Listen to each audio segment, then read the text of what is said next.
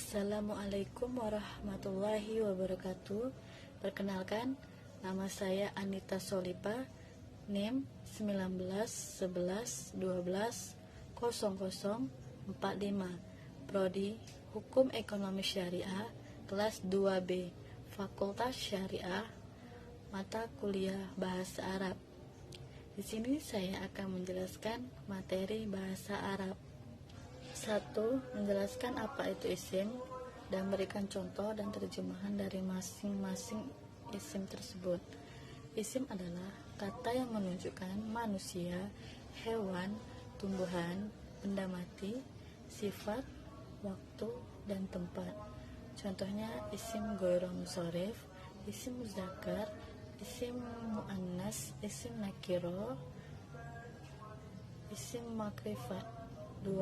Menjelaskan apa itu isim ghoiro mushorif dan berikan contoh dan terjemahan dari isim ghoiro mushorif tersebut. Isim ghoiro mushorif adalah isim yang tidak bertanwin. Contohnya seperti Ibrahim. Kenapa? Karena jelas tidak ada tanda tanwin.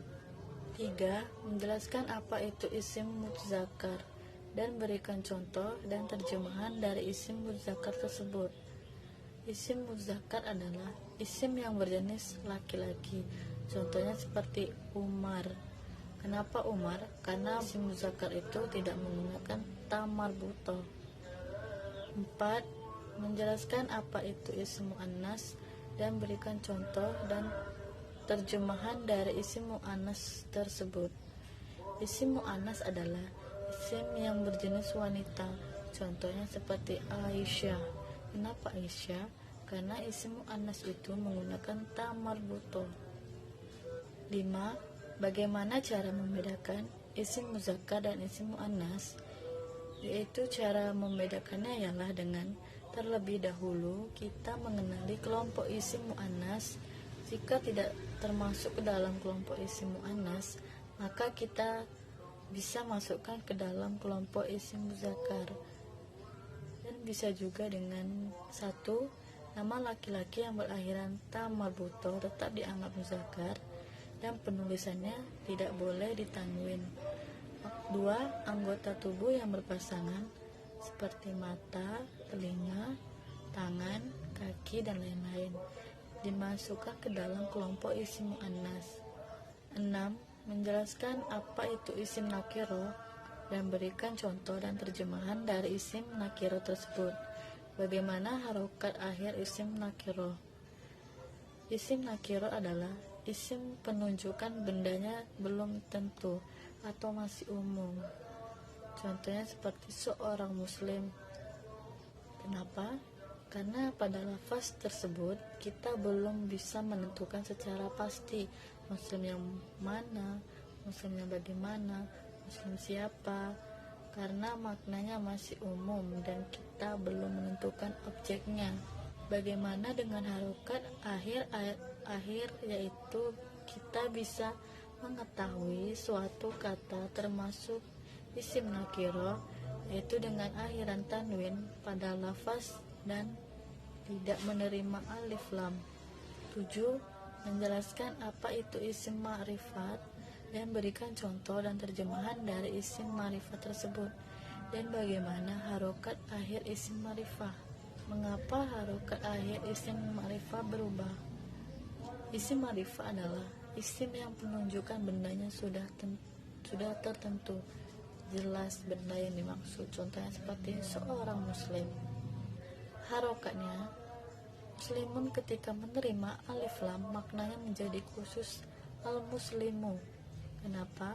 Karena maknanya masih umum, maka ketika menerima alif lam maknanya menjadi khusus.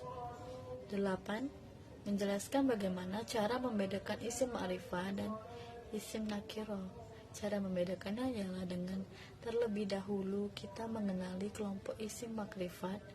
Jika tidak termasuk ke dalam kelompok isim makrifat, maka kita bisa masuk ke dalam kelompok isim nakiro. Bisa juga dengan 1. Nama manusia umumnya tidak diberi alif lam, maka tidak semua isim yang tidak beralif lam termasuk ke dalam kelompok isim nakiro.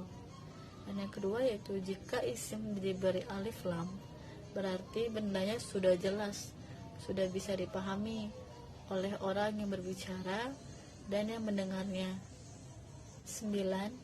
Menjelaskan apa yang dimaksud dengan jumlah fi'iliyah dan apa syarat-syarat jumlah fi'iliyah, dan berikan contoh dan terjemahan dari jumlah fi'iliyah dengan fa'ilnya muzakkar. Jumlah fi'iliyah yaitu kalimat sempurna yang diawali oleh fi'il dan tersusun minimal dari fi'il dan subjek. Syarat-syaratnya harus didahului oleh fi'il. Contohnya seperti Muhammad telah membuka pintu. 10.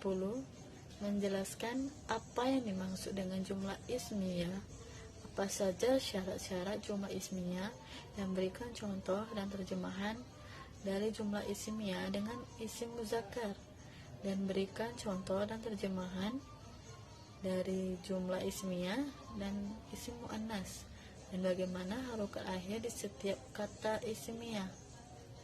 Jumlah ismiyah yaitu kalimat sempurna yang diawali oleh isim dan tersusun minimal dari mubtada dan khobar. Syarat-syaratnya harus didahului isim terlebih dahulu. Contohnya seperti yang pertama yaitu muzakkar, seperti kursi itu rusak. Dan yang kedua itu muannas, contohnya seperti tas itu basah. 11. Menjelaskan apa yang dimaksud dengan fi'il lazim, berikan contoh dan terjemahan dari fi'il lazim dengan fa'ilnya muzakkar. Fi'il lazim adalah fi'il yang tidak membutuhkan objek, contohnya seperti Hamzah sedang tidur. 12. Menjelaskan apa yang dimaksud dengan fi'il muta'addi, berikan contoh dan terjemahan dari fi'il lazim muta'addi dengan fa'ilnya muzakkar. Fi'il muta'addi adalah fi'il yang membutuhkan objek. Contoh, Umar sedang memanen gandum. 13.